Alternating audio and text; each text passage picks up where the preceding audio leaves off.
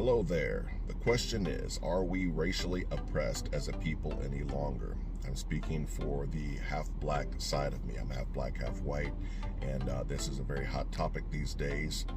And I have a few moments to speak on it as my sons wrap up the unloading of this trailer in front of me. So I'm going to go ahead and say this really quick, and there will be a part 2 and possibly a part 3.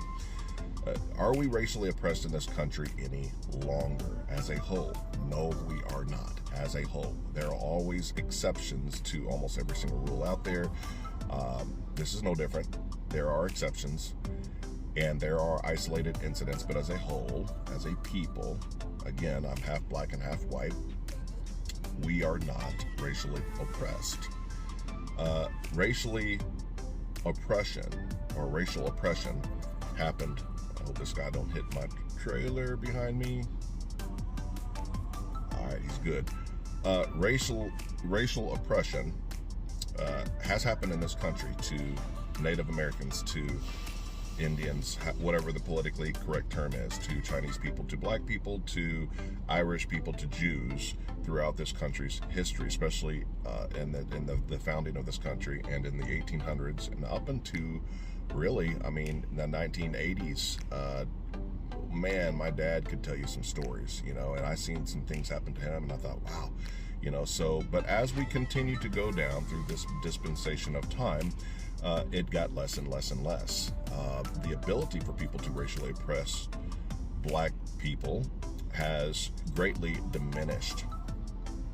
And discrimination is still rampant in some parts of the country. But listen, discrimination and oppression are two different things. They often go hand in hand, but they are two different things.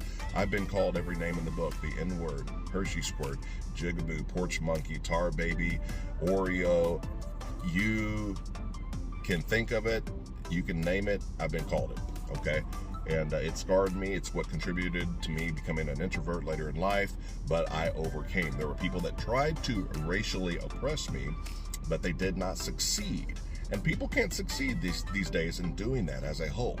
So we are not racially oppressed any longer. And so if you're in the circumstance that you are in as a black person or an Indian or a Chinese person or whatever it is, whatever minority, Mexican, I left them out. I'm sorry about that. They were oppressed big time.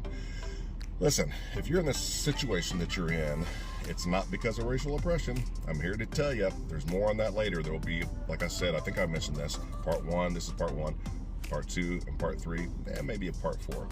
But racial oppression does not exist any longer in this country.